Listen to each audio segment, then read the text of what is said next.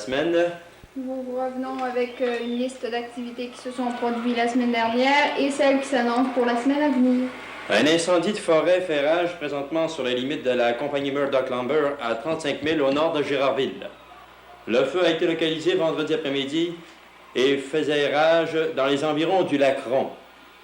L'élément destructeur a pris une envergure assez inquiétante et c'est pourquoi l'on a fait appel aux avions citernes CL-125 et les avions Canso. Le lac Ron étant à proximité de l'incendie, ceci n'a fait qu'aider à combattre la rage des flammes. Le ministère des Terres et Forêts demande une très grande prudence et ont donné que, je répète, étant donné que l'indice d'inflammabilité est très élevé. Par ailleurs, la circulation dans ce milieu a été fermée au public et les employés de la compagnie forestière qui travaillaient à cet endroit ont été forcés d'aider à combattre l'incendie. Lors d'une réunion qui s'est tenue mercredi dernier, la FEAS de Normandin s'est donné un nouvel exécutif pour l'année à venir. Madame Renée Tremblay a été réélue à la présidence. Madame Fernand Pinchot, vice-présidente. Madame Lucienne Nadeau, secrétaire. Mesdames Arthur Mathieu, Antonio Bussière, Raoul Milo et Clément Vallée comme directrices. Il reste à faire la nomination d'une directrice afin de compléter le bureau de direction et cela donnera lieu à une dernière réunion de l'année puisque la FEAS entrera par la suite en vacances jusqu'en septembre prochain. 5 sirènes participent à l'élection de la reine de la 17e traversée du lac Saint-Jean. Ce sont André Ouellette d'Alma, Solange Larouche de Normandin, Pauline Goulet de Péribonca, Marie-Rose Raphaël de Pointe-Bleue et Joanne Taillon de Robertval. Le concours se poursuit jusqu'au 31 juillet, jour du couronnement de l'une de ces charmantes demoiselles. On sait que Mlle Larouche est présentée sous l'égide de la Jeune Chambre de commerce de Normandin, au sein duquel un comité présidé par M. Germain Mailloux de Normandin avait à s'occuper de cette activité. Bonne chance à la première normandienne comme candidate à cette activité régionale. Les Sœurs du Bon Conseil de Normandin désirent lancer l'invitation suivante à toutes les anciennes élèves, amis ou bienfaiteurs et bienfaitrices.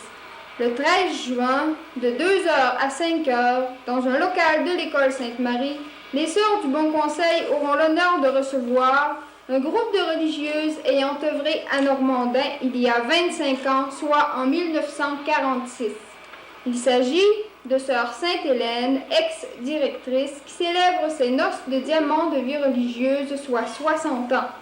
Sœur Marie de Saint-Alfred, Sœur Madeleine de la Croix, Sœur Agnès de Jésus, Sœur Marie-Odile, Sœur Georges-Marie, Sœur Sainte-Claude, qui célèbre ses noces d'argent de vie religieuse, soit 25 ans. L'invitation est lancée pour ces retrouvailles le 13 juin de 2h à 5h de l'après-midi à l'école Sainte-Marie. Avec le retour de la belle saison, le sport tente à reprendre ses activités. Une équipe de baseball s'est organisée et les affrontements se sont cédulés comme suit. Lundi soir, la Jeune Chambre rencontre l'Hôtel Central. Mardi, l'Hôtel Central rencontre l'équipe de préparation de bois. Et mercredi, la préparation de bois visite la Jeune Chambre. M. Maurice Maltais en assure la présidence de ces ligues, tandis que M. Paul Dion en est le secrétaire. Nous aurons possiblement à partir de la semaine prochaine les résultats que nous insérerons dans les nouvelles du sport. Les Dames fermières de Normandin organisent une exposition locale pour les 18, 19 et 20 juin au local des métiers à l'école Sainte-Marie de Normandin.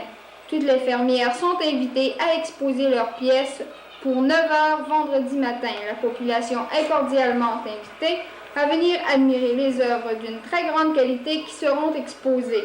Les prix de présence seront remis aux lauréates après la messe du 20 juin. Et maintenant, nous passons aux offres et demandes d'emploi. On demande un jeune homme dynamique ayant de l'expérience du public, possédant une automobile, intéressé dans la vente de publicité, salaire de base et commission. On demande aussi un rembourreur pour travailler dans notre secteur. Une aide familiale pour travail à Milo. Un mécanicien diesel classe A ou B pour faire de la réparation et de l'entretien de la machinerie lourde. L'emploi est situé au Chute Churchill et le candidat travaillera 60 heures par semaine à 4,3 $ l'heure. Dans le cadre de la campagne de dépistage d'emploi d'été pour les étudiants, le Centre de main-d'œuvre du Canada attire votre attention sur le message suivant. Les étudiants sont les bâtisseurs de demain. Apprenez-leur à travailler, donnez-leur un emploi pour l'été. Pour de plus amples informations, veuillez communiquer avec votre Centre de main-d'œuvre du Canada à 501 rue des Érables à Dolbeau, au téléphone 276-0633. Voici maintenant nos petites annonces. On offre à vendre une balançoire. Il s'agit de téléphoner à 274-54-64. On offre à vendre également une ferme de 300 acres, maison, grange et garage. On peut s'adresser à 275-0822. On offre à vendre des saules arctiques pour faire des haies de 1,5 pied à 2 pieds de hauteur. Il s'agit de téléphoner à 274-27-28. 274-27-28. Une jeune fille offre ses services comme aide familiale. 274-3140. On demande d'acheter un pétrin à 274-55-25. 274-51-25, je dis bien.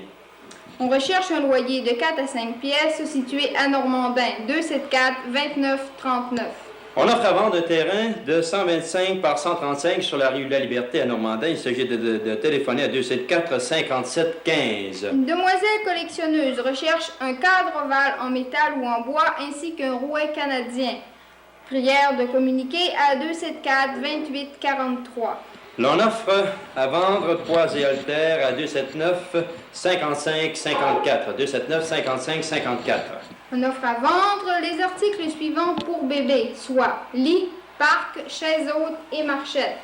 On peut rejoindre la dame qui dispose de ces articles à 274-3734.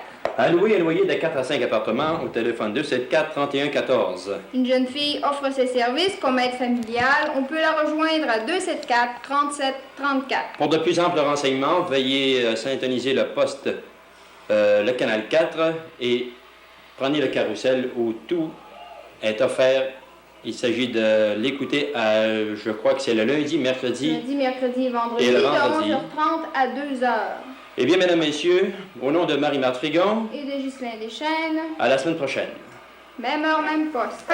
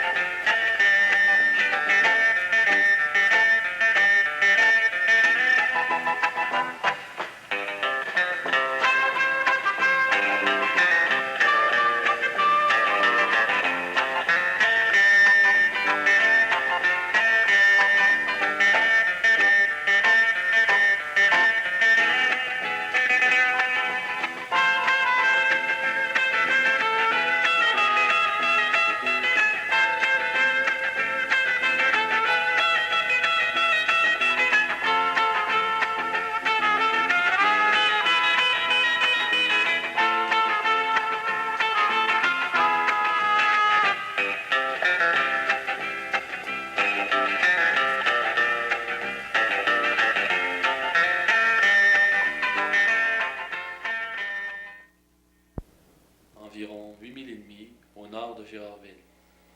Nous rencontrons aujourd'hui Reville Lancette, inspecteur des terres et forêts au poste Vervet. Nous allons essayer ensemble de connaître les structures du ministère des terres et forêts, tant provincial qu'à l'intérieur d'un district. Nous nous intéresserons davantage au service de la protection des forêts. Par la suite, nous reviendrons peut-être avec d'autres émissions qui détailleront d'autres aspects du travail accompli à l'intérieur d'une division. Salut Roger. Bonjour. Au départ, voudrais-tu peut-être nous montrer où en est la structure du ministère des Terres et Forêts au niveau provincial? Avec plaisir. D'autant plus que j'ai mis passablement de temps à construire cet organigramme-là. Disons que, au départ, il y a le ministre, et relevant directement du ministre, il y a l'Office de récupération des bois du Québec, plus communément appelé Rexfort. il y a la commission de géographie et le comité de coordination et d'administration. Ces 3 bureaux-là relèvent directement du ministre. Immédiatement après le ministre, il y a le sous-ministre et les sous-ministres adjoints. Relevant directement du sous-ministre, il y a les bureaux auxiliaires. Là-dedans, il y a le bureau du personnel, enfin 7 ou 8 bureaux qui ne relèvent pas des directions générales. Relevant toujours du sous-ministre et dans un ordre parallèle, vous avez 5 directions générales qui sont la planification, le domaine territorial, les divisions territoriales, bois et forêts, et enfin la direction générale de la conservation. Conservation, c'est à l'intérieur de la conservation qui est la protection des forêts. C'est ça. Le service de la protection fait partie de la direction générale de la conservation. Une question peut-être bête. Le ministre des Terres et Forêts, c'est qui ça? Le ministre des Terres et Forêts est M. Kevin Drummond. Au provincial? C'est ça. Au fédéral, est-ce qu'il y en a un?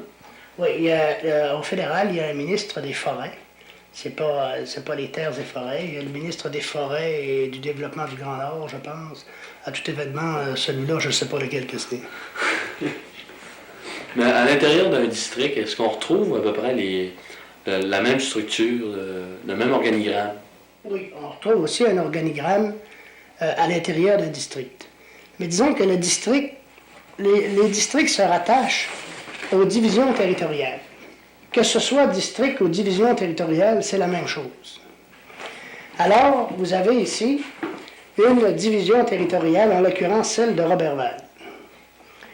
Vous avez d'abord le chef de district, qui est Yvon Martin, ingénieur forestier. Vous avez les ingénieurs assistants de M. Martin, il y en a 2. Il y a M. Giguère et M. Caron. Relevant de ces ingénieurs-là, il y a le service des terres, dont le responsable est M. Jerry Vero. Relevant directement du chef de district, il y a la comptabilité. C'est-à-dire que tout ce qui touche au budget, aux achats, relève du bureau de la comptabilité. Maintenant, on en arrive à 3 grandes directions dans le district.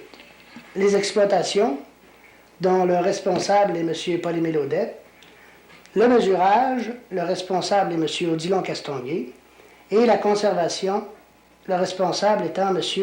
Jean-Roch Doucette. On en arrive au niveau des directions qui, elles, doivent faire affaire avec chacune des divisions qu'on a vues, y compris le service des terres.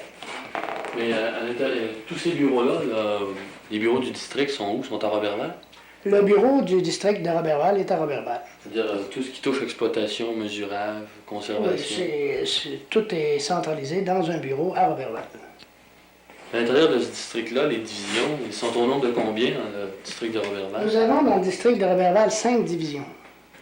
La division 1, comprenant la partie sud-ouest de Roberval, dont le responsable, l'inspecteur de division, est M. Claude Allard.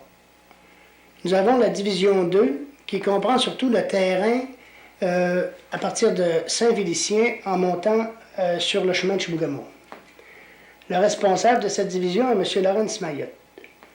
La division 3, qui est le secteur de Normandin, est administrée par M. Félix Mailloux. La division 5, dans le secteur de Mistassini, le responsable est M. Lucien Bouchard. Et vous avez la division Gervais, dont je suis le responsable. À l'intérieur d'une division comme ça, il se fait bien des choses ici. Comme travail, il se fait toutes sortes d'affaires. Si on en vient précisément à la question qui nous intéresse, la protection des forêts, le ministère des Terres et Forêts, c'est pas le seul organisme à faire de la protection des forêts, que je sache? Non. Dans la province de Québec, le ministère des Terres et Forêts est un des organismes qui s'occupent de la protection des forêts. Il y a également les associations de protection des forêts qui sont au nombre de 6. Dans le district, ça? Non, pas nécessairement dans le district. Je parle surtout au niveau de la province. Parce que dans le district, il y a, je pense, 2 associations et un propriétaire, une compagnie qui s'occupe elle-même de faire sa protection. Mais au niveau de la province, il y a 6 associations. Il y a aussi les compagnies qui ont beaucoup de terrain, 2000 acres et plus, en fait, les propriétaires terriens de 2000 acres et plus, qui, elles, peuvent, si elles le veulent, assumer elles-mêmes leur protection des forêts. Également, il y a des municipalités ayant des terres, des forêts municipales qui peuvent, toujours dans le cadre du système de protection de la province, par exemple, qui peuvent administrer et puis régir leur propre protection des forêts. À l'intérieur de la division, là, est-ce qu'il y en a des grands propriétaires terriens de 2 milliards et tout? De la division, non, mais du district, oui. Il y a la compagnie Domtar Limitée qui est, je pense, un des plus beaux exemples là-dedans parce que le total de ces concessions forestières, je ne sais pas comment ça peut représenter de 1000 carrés, mais Domtar assume elle-même sa propre protection. Elle a son organisation de protection. Aussi, il y a la compagnie Presse qui, elle, fait sa propre protection. Du côté de Chibougamau, c'est-à-dire sur le chemin de Chibougamau, dans la division 2, on retrouve là une association de protection, l'Association de protection des forêts laurentiennes. Mm-hmm. Mais est-ce que ces organismes-là ou ces propriétaires terriens ont affaire avec vous au point de vue juridique, par exemple? Au point de vue juridictionnel, je vais entendre. Affaire avec moi, non. Mais affaire avec le ministère, oui. Elles sont tenues, de par la loi, de préparer un plan d'organisation qui doit être approuvé par le ministère, par le service de la protection du ministère. Elles ont aussi à défrayer en totalité les frais de prévention et de détection des feux de forêt, mais elles ont, lorsqu'il s'agit de frais d'extinction, elles défraient 50% du coût de cette extinction-là, l'autre 50% étant assumé par le ministère des Terres et Forêts. Mm-hmm. Ça se passe en un an, ça?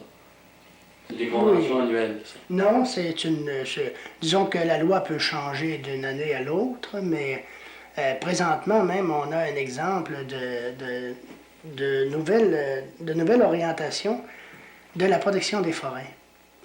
Il y a sur la côte gaspésienne, présentement, une régionale de protection. La régie est une compagnie qui est formée, qui est indépendante, et puis qui va s'occuper de la protection pour toute la Gaspésie, toute la péninsule gaspésienne. Une régionale de protection, en fait.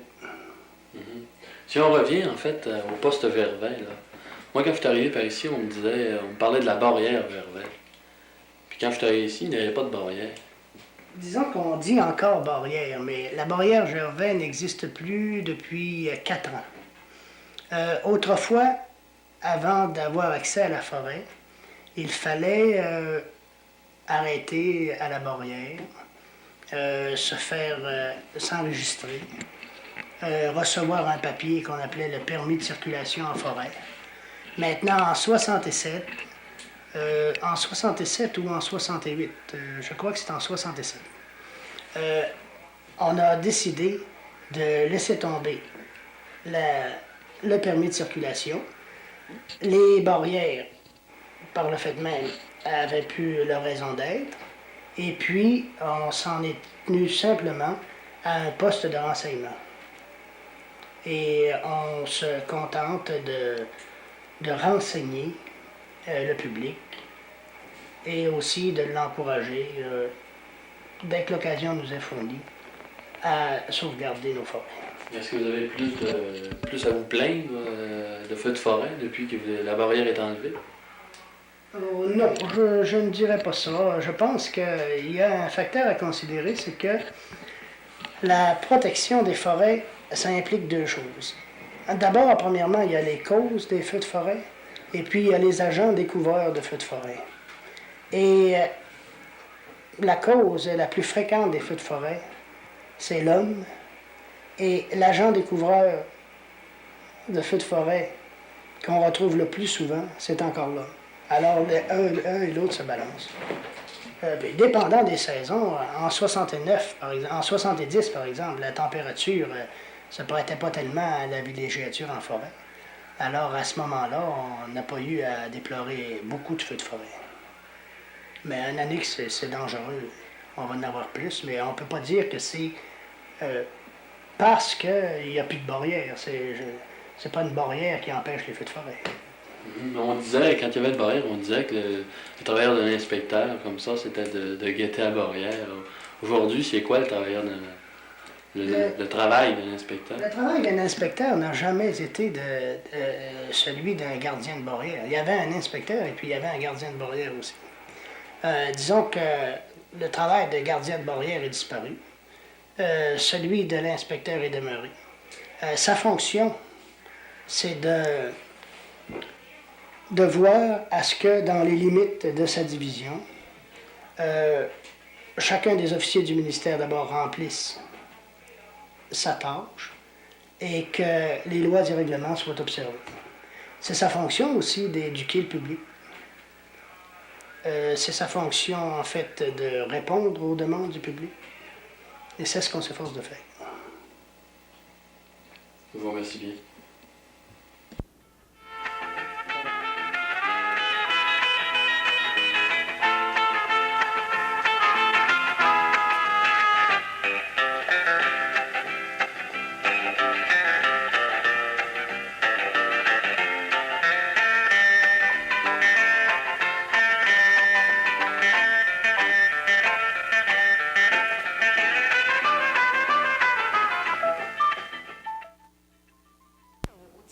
Du billet, de la promotion de l'achat chez nous.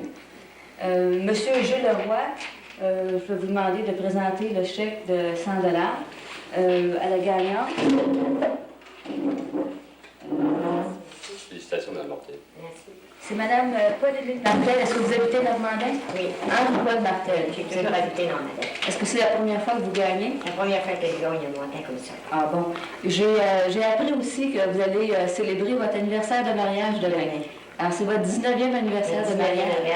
Anniversaire de mariage. Ah, ça vous fait un cadeau. Ça fait un beau cadeau pour notre On vous anniversaire. souhaite un bel anniversaire, plusieurs années de bonheur. Merci. Puis on est bien content que vous ayez gagné le 100 Avez-vous pensé à ce que vous allez faire avec le 100 On a pensé d'améliorer notre foyer, notre maison. Acheter de la peinture et améliorer notre maison. Embellir le dehors. le dehors, puis embellir le secteur de Normandie en même temps. Félicitations, madame. Merci. Alors, le billet avait été tiré parmi les billets de chez M. Jules Leroy. Je crois que c'est la deuxième fois, M. Leroy. Oui, c'est la deuxième fois. Alors, vous devez en distribuer plusieurs billets. Environ 4500 par semaine. Eh bien. Maintenant, nous allons procéder au tirage du billet gagnant pour cette semaine. Alors, je vais demander au notaire Turcotte de procéder au tirage du billet, s'il vous plaît. Avec plaisir. On remet la boîte qu'il faut.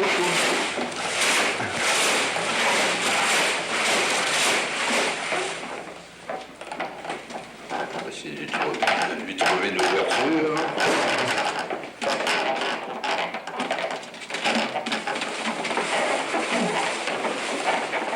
J'en profite pour féliciter Mme Martel. Tout à coup, que ce sera encore un de ses numéros qui sortirait. Hein? Est-ce que vous pouvez le lire? Numéro 301 285 301 285. Ça vient du magasin de M. Charles-Henri Dion. Ah! Alors, je ne sais pas si on peut voir le numéro. 301 285.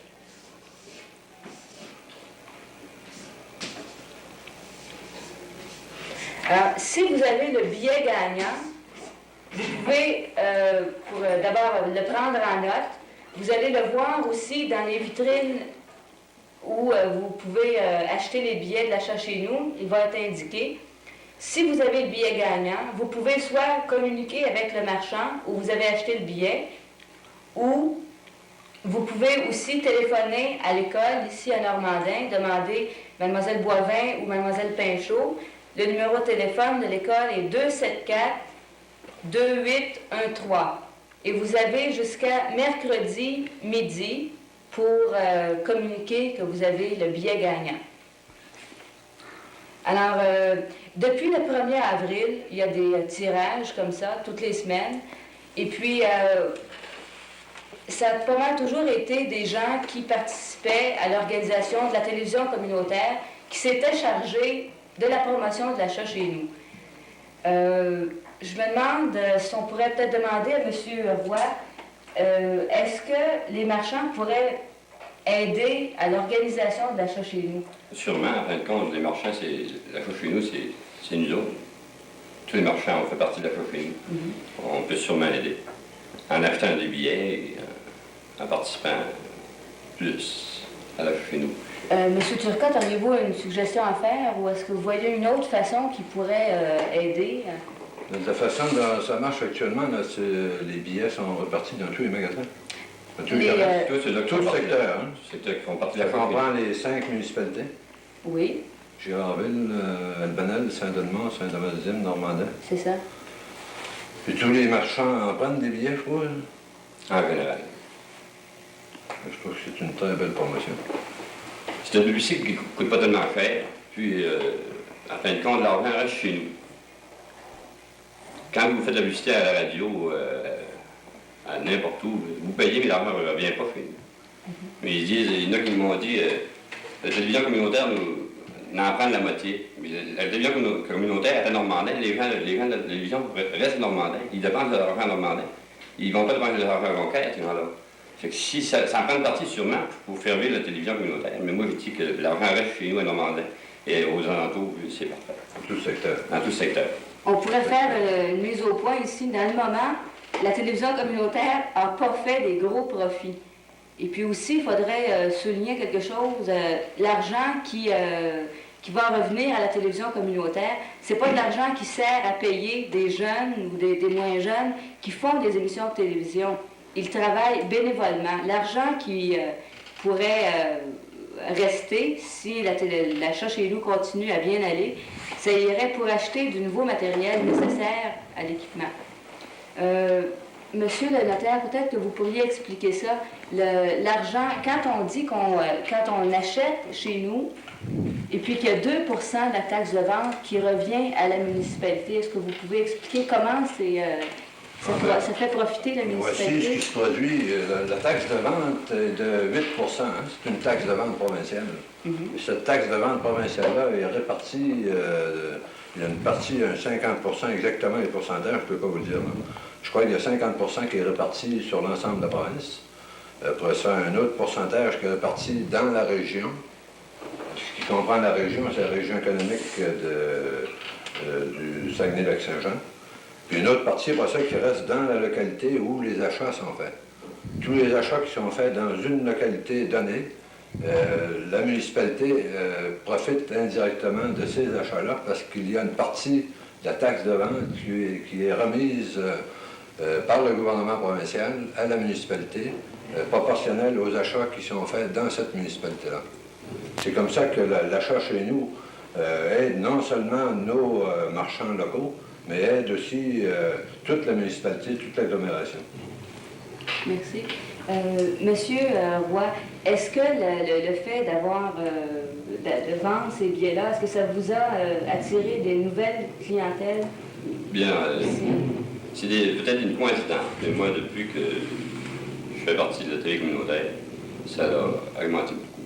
Est-ce que ça vous pousse à augmenter vos services, à acheter des nouvelles choses, ou est-ce que vous pensez que vous pouvez mieux servir votre population? Plus on a de clients, oui. Chez nous, mieux on s'organise. Puis tous les clients sont plus satisfaits. Si on est mieux organisé, les clients sont plus satisfaits. Même quand on a parlé pour les vacances, on a engagé un étudiant pour l'été. On manque de personnel. C'est qu'à ce moment-là, ça crée de l'emploi. Ça crée de l'emploi. C'est l'étudiant qui va travailler chez nous, il va gagner un salaire, ça ne sera pas un chômage. Et puis aussi, tantôt, on a parlé, est-ce que vous pouvez nous dire si la publicité que vous payez pour l'achat chez nous, est-ce que c'est plus dispendieux que disons, d'autres publicités comme les circulaires ou à la radio? Beaucoup moins. C'est plus que moitié. C'est plus que la moitié. Puis ça rapporte aux gens. Ça nous fait plaisir de donner des billets. À fin de compte, j'ai une cliente qui vient de gagner, ça c'est la deuxième. Puis toutes les semaines, on attend le téléphone. Quand c'est chez nous, on ne veut pas tout le temps que ça soit chez nous, mais on a une joie terrible de voir que alors, c'est chez vous. qu'un de nos clientes ou une personne dans le secteur peut gagner 100 $, c'est une joie pour tout le monde. Alors, pour terminer, on peut rappeler que les clients qui ont acheté la semaine dernière chez Charles-Henri Dion ont des chances d'avoir le billet gagnant. Le numéro, je peux le remontrer encore, ici. Et puis on vous souhaite une bonne semaine et espérons que le billet va être réclamé. Maintenant, on pourrait aussi donner la liste des marchands qui participent à l'achat chez nous.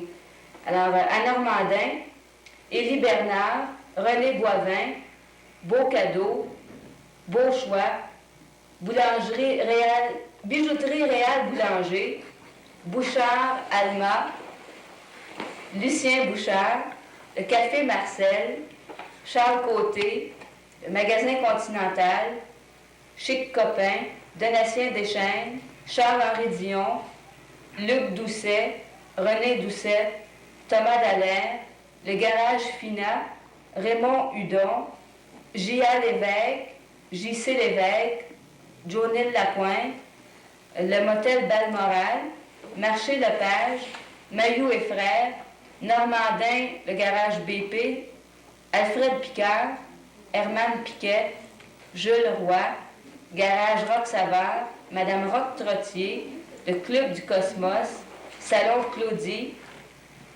Paul Guimont,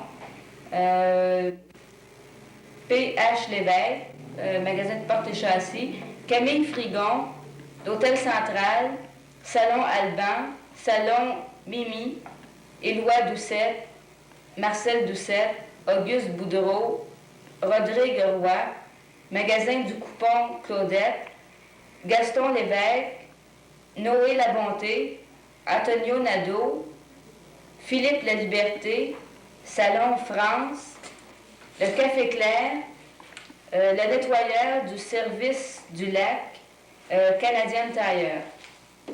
À Saint-Edmond, M. Adrien Bolduc. À Gérardville, Henri Pelchat et Robert Doucet. À Albanel, François Larouche, R. Gilbert et Fils, c'est les vêtements pour hommes, Armand Tremblay, Louis-René Simard, Hôtel Albanel. À Saint-Thomas, Noël Darvaux, Patricien Tremblay, puis Éléodore Sénéchal. C'est tout. Bonjour. Bon.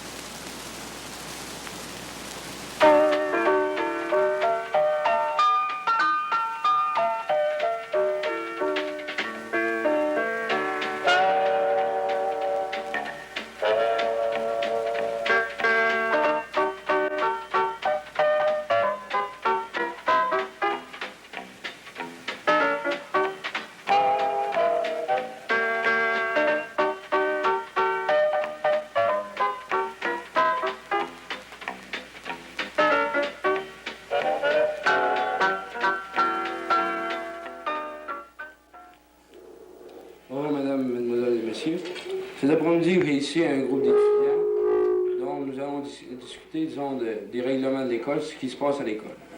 On dit souvent que l'école est une société, que l'école apprend à un étudiant à vivre en société. C'est ce que nous allons faire après-midi. Nous allons parler des règlements qui se passent à l'école et de ce que l'étudiant doit faire, ce qu'est son devoir d'être. Bon, maintenant, je me présente, Claude Mayotte. Sylvie Saint-Pierre. Serge Pellicelli. Réjeanne Gay. Lucien Hébert. Bon. À bien remarquer, là, ici, on a une jeune fille là, qui a quitté l'école il y a quelque temps. Depuis combien de temps as-tu quitté? Une semaine. Une semaine. Donc, est-ce que tu as des raisons, disons, pour avoir quitté l'école comme tu l'as fait? Mais c'est parce que j'ai pas travaillé, j'ai pas fourni tous mes efforts durant l'année, puisque je savais que je ratais mes examens, alors j'ai décidé de tout lâcher. Est-ce qu'il y a quelque chose, disons, qui t'a influencé, disons, pour que justement ton rendement ne soit pas tellement efficace? Est-ce que c'est, je sais pas, disons, est-ce que c'est peut-être mauvaise relation avec tes amis? Ben, c'est peut-être parce que je m'entendais pas bien avec les professeurs. Oui. Justement, disons, là, je m'adresse à tout le monde, des professeurs, les règlements. Bon, vous autres, vous êtes en 9e année, je crois. Vous avez 35, combien de périodes? 35, 30? 35. 35. Bon, et puis vos cours, disons, est-ce que vous avez des loisirs? Des loisirs, oui. C'est de combien de périodes, disons, par semaine? Nous autres, la 9e année, on a environ... On a deux périodes d'activité par semaine. Après ça, on a éducation physique. Oui. Est-ce que vous pensez, disons, qu'il y aurait d'autres activités que vous aimeriez? Présentement, quelle activité que vous avez? On a notre cours de télévision, on a philatélie. Justement, la télévision, est-ce que vous pensez que ça vous apporte quelque chose? Qu'est-ce que vous pensez donc, que ça vous apporte la télévision? Je sais pas, vous rencontrez un groupe d'amis, puis vous voyez, puis justement, vous faites une émission comme on en fait une aujourd'hui, présentement. Qu'est-ce que vous pensez donc, que ça peut vous apporter quelque chose du genre? Est-ce que vous trouvez que c'est une bonne activité parascolaire? Oui. J'aime bien ça venir ici. Qu'est-ce que tu penses que ça apporte? Bien, on apprend un peu comment c'est fait, comment on dirige ça à la télévision, puis on aime bien ça, participer à ça, en parler un peu plus. Quoi. Oui. À part disons, la télévision, quelle autre activité disons, qui existe présentement dans l'école? Quelle autre activité qu'il y a, disons... Le judo. Bon, le judo, est-ce qu'il y a beaucoup d'étudiants disons, qui participent au judo? Oui, la plupart des étudiants aiment bien ça, là. Il y en a qui disputent la place. D'abord, pas droit, je pense, à plus à 20 élèves. Oui. Puis justement, là, disons, une activité comme ça, disons, des cours de judo, la télévision. Est-ce que tu penses, disons, est-ce que vous pensez que les étudiants, disons, prennent ça surtout pour, disons, pas avoir d'école, disons, pas avoir de cours, ou bien s'ils prennent ça dans un but formateur, dans un but de se récréer, quoi, quelque chose du genre? Mais on a des périodes par semaine, fait que toutes les périodes, les activités qu'on a, c'est tout pour se récréer, dans le fond. Fait que... Puis, justement, là, ces périodes-là, est-ce qu'il y a beaucoup, je vous pose la question franchement, est-ce qu'il y a beaucoup d'étudiants, disons, à cette période-là, disons, qui sautent, disons, qui veulent pas aller au cours, qui prennent ça comme un moyen d'évasion, disons? Parce que, disons, beaucoup, disons, ils prennent ça, disons, cette activité-là, mais ils prennent pas ça à cœur. Non, parce qu'on avait un choix entre plusieurs. Si on voulait aller à la fête, on y allait. Si on voulait pas y aller, on dit au commencement, moi je n'irais pas à cette activité-là, tâchant d'en prendre un autre. Ça veut dire qu'ils vous laissaient le choix, disons. Oui, on avait le choix entre plusieurs. Vous avez une grande gamme d'activités, disons, préparées. Oui. Beaucoup d'étudiants prennent ça à la légère. À la place, ils sont bien contents parce qu'à la place de dire on va travailler, on va aller s'amuser. Puis il y en a 5% à peu près qui prennent ça tout à la légère. C'est justement là, disons que.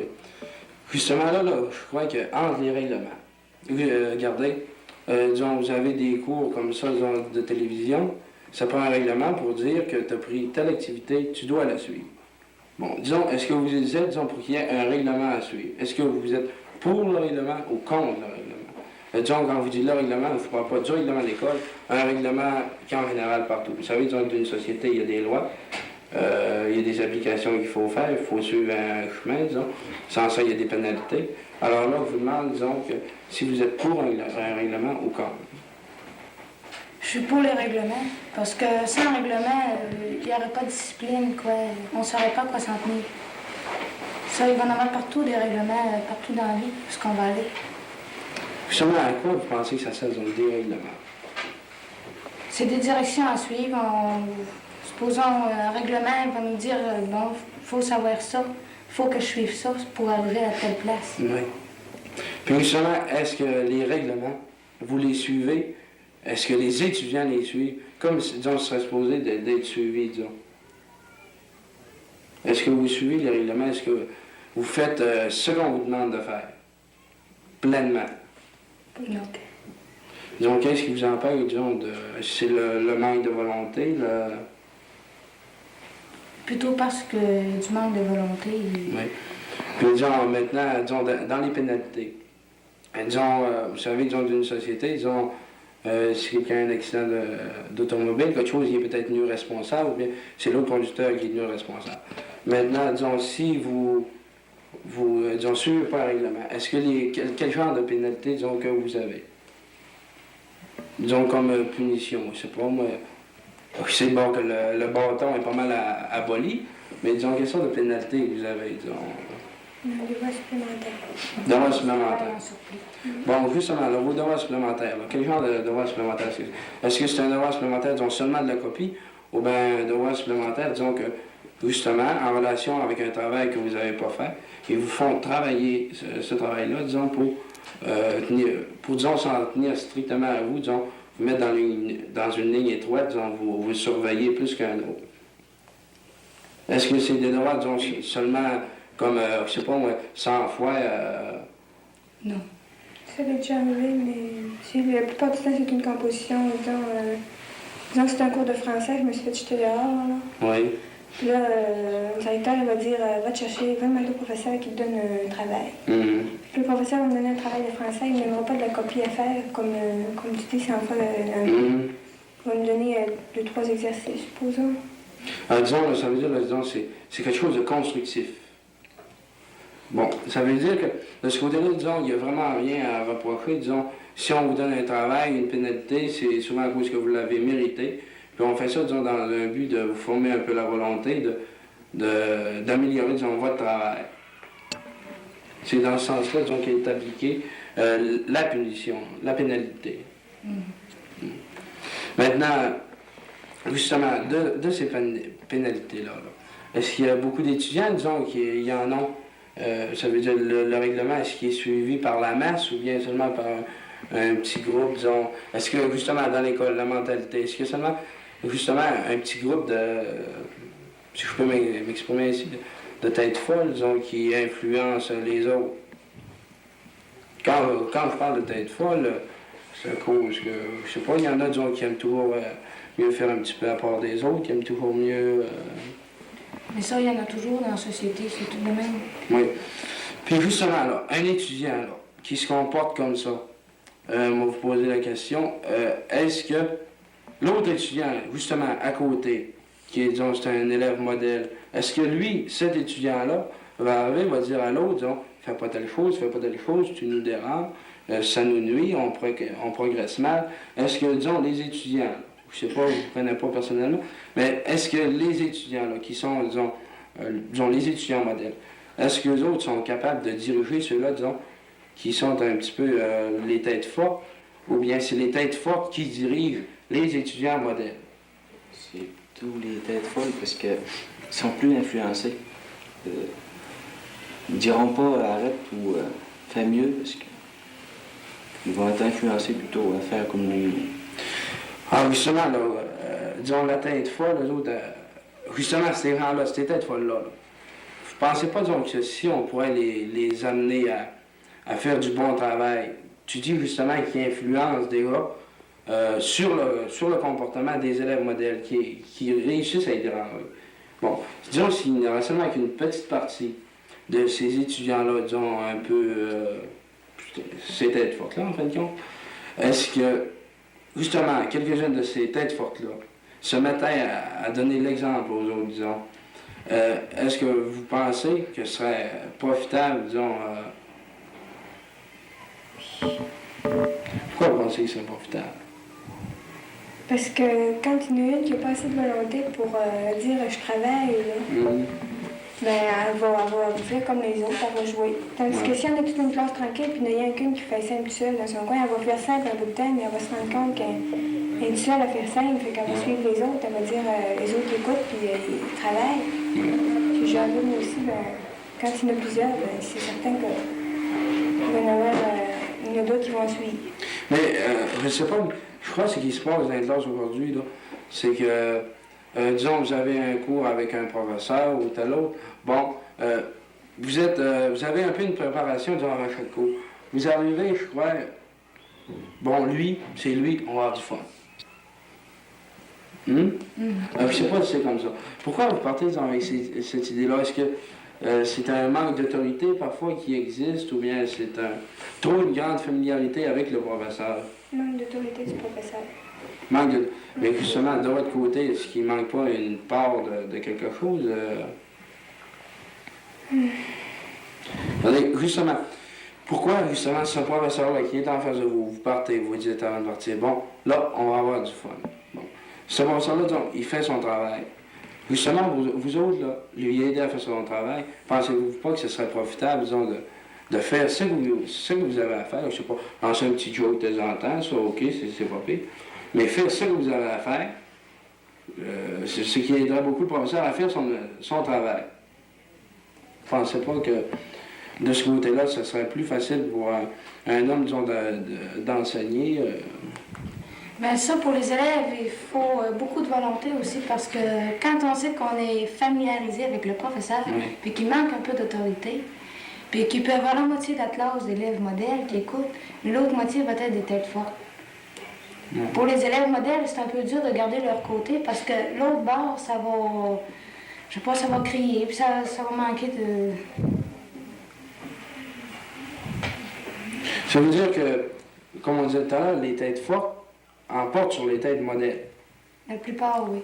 C'est ça cause justement que les têtes fortes, moi, je sais pas, les têtes fortes, c'est eux autres, ils sont les plus gros physiquement, ils sont capables, disons, je sais pas, si vous faites pas telle chose, vous faites pogner d'un coin, ce qui se passe, il y a toujours bien une raison. Si l'élève modèle a assez de volonté, disons, pour travailler, pour faire son travail comme il faut, pourquoi il n'y aurait pas assez de volonté, disons, pour arrêter justement, je sais pas moi, l'étudiant qui a une tête forte, disons, de le remettre à sa place? Mais si un élève modèle essaye de remettre une tête forte à sa place, ben c'est sûr qu'il va se faire répondre pas très poliment, comme on dit. C'est l'élève modèle qui va se faire écraser. L'élève modèle, justement, là, vous avez une masse d'élèves modèles, vous avez une masse de têtes fortes. Hein? Bon. C'est pas seulement d'une personne à une autre personne. Justement, dans une classe, disons, il y a deux groupes comme ça. Vous avez affaire à deux groupes. Pourquoi est-ce que la mentalité, disons, justement, d'un groupe embarque pas sur l'autre groupe? Pourquoi, disons, que les élèves modèles sont justement pas capables de faire face aux têtes fortes?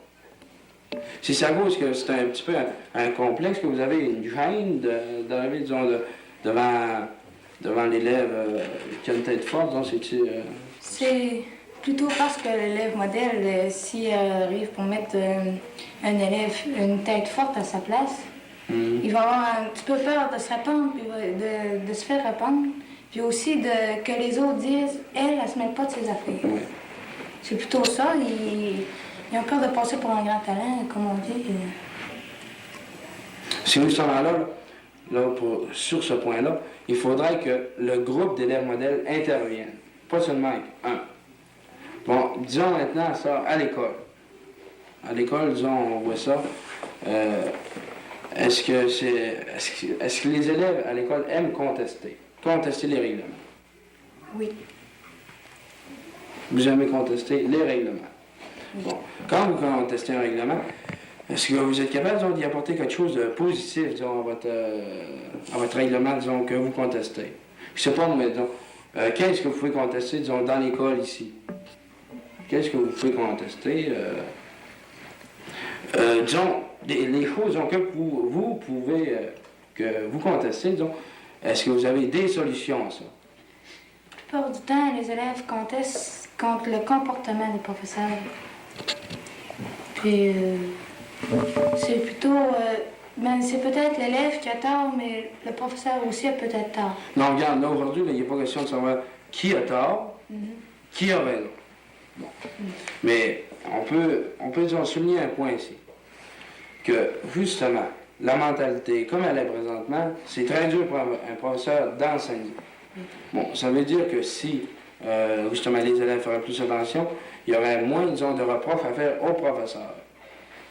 Parce que, disons, je ne sais pas, mais comme vous parlez, disons, vous avez toujours un petit peu du moi.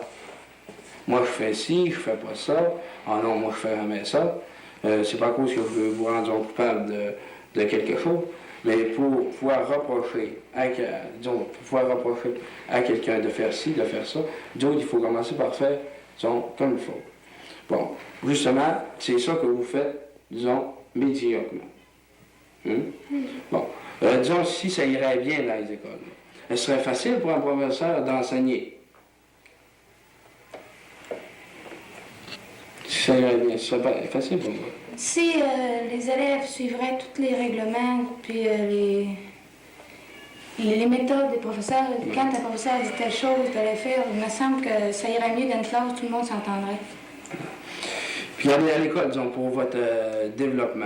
Là. Disons, là, je sais pas, moi, si vous avez des professeurs, disons, si vous avez, disons, si toi, donc, si tu vas plus disons, si toi, disons, t'as un problème, disons, avec un professeur, est-ce que tu es capable d'aller y parler à ton professeur? Est-ce qu'il y a une barrière, disons, qui existe? On peut y parler librement, mais il y a des fois qu'il y a de la haine. Il faut ça. Il y a toujours une certaine... il y a toujours une crainte devant le professeur. Justement, je ne sais pas, mais vous autres, là, comment vous voyez ça, un professeur? C'est que c'est un professeur. C'est que ça fait ça, un professeur. Le professeur, c'est là pour nous diriger, nous dire quoi faire.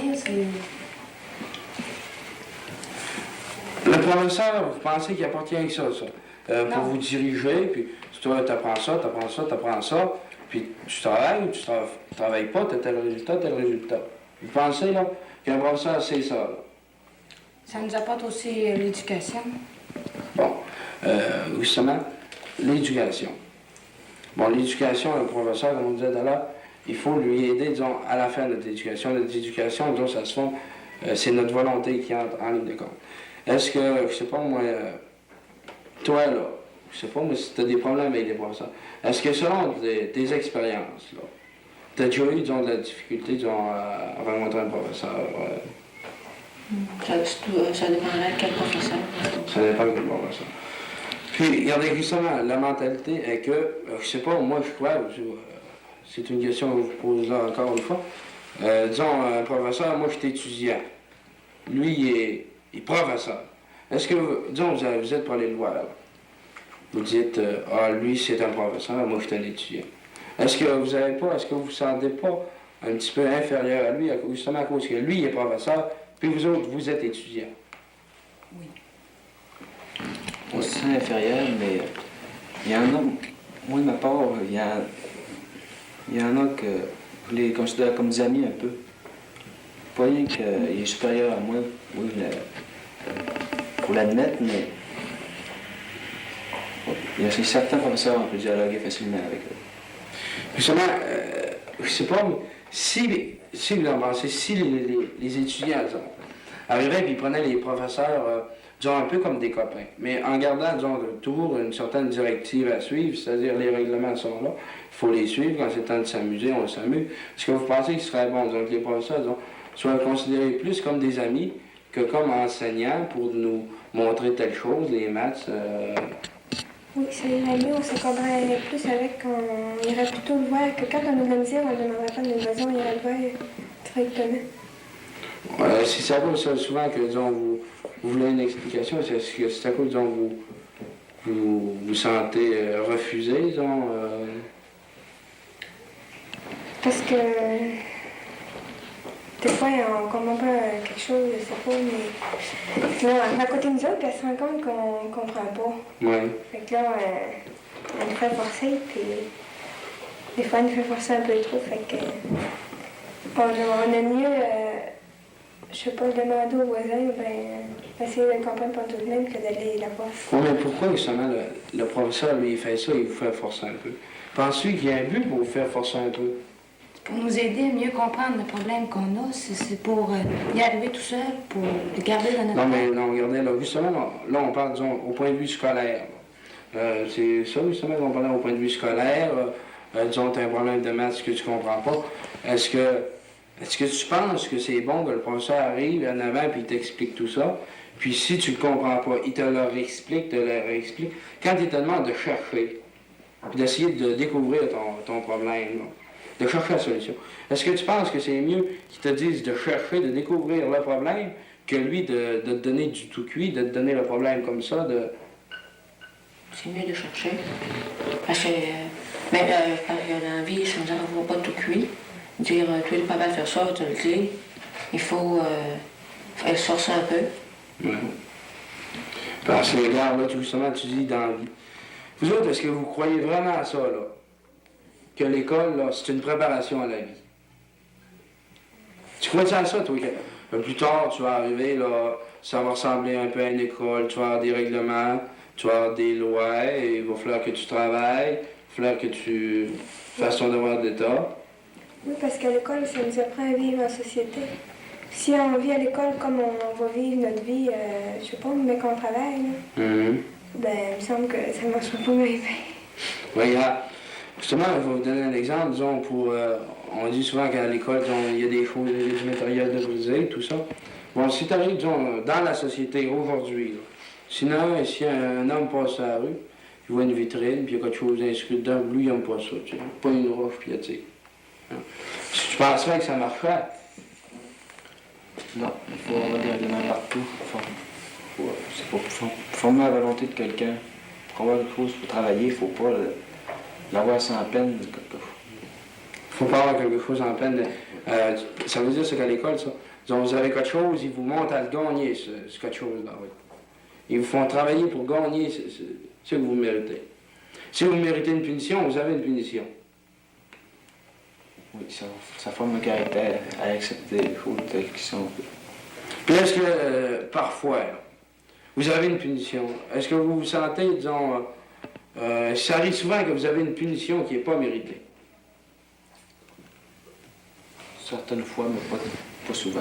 Disons, je sais pas, moi, disons, un exemple, disons, qui peut, t'es pas coupable de quelque chose, disons, qui peut passer inaperçu, disons, puis ça passe, la personne donc, qui a commis le geste, ça passe sur ta faute. Est-ce que ça arrive souvent, ça? Disons? Non, c'est plutôt rare. C'est surtout toute une classe qui fait simple, puis il y a des têtes folles en maths, puis ça s'amuse.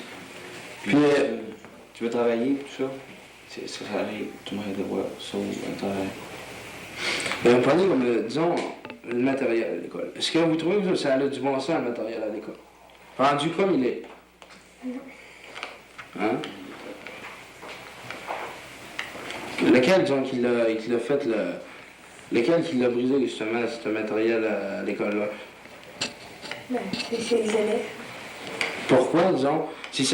Si vous brisez, disons, des choses comme ça, si c'est à cause qu'il vous manque des loisirs, si c'est à cause qu'il vous manque des loisirs, c'est à cause qu'il vous manque quelque chose?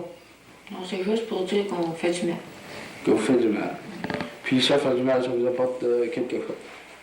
Ça ne nous apporte pas grand-chose. Bon. Maintenant, là, je voudrais lancer une invitation à tous les parents, après avoir vu et entendu cette émission après-midi. Je demanderai aux parents et aux professeurs de bien vouloir participer. Parce que là, ici, il y a un groupe d'étudiants qui veulent, disons, faire quelque chose, mais seuls, ils sont pas capables de rien faire. Alors, je demanderai aux parents et aux professeurs, même s'il faut, par l'entremise du Canal 4, nous rencontrer, faire une émission, discuter des règlements et de ce qu'on pourrait améliorer à l'école. Bon, je tiens à vous remercier. Bonjour.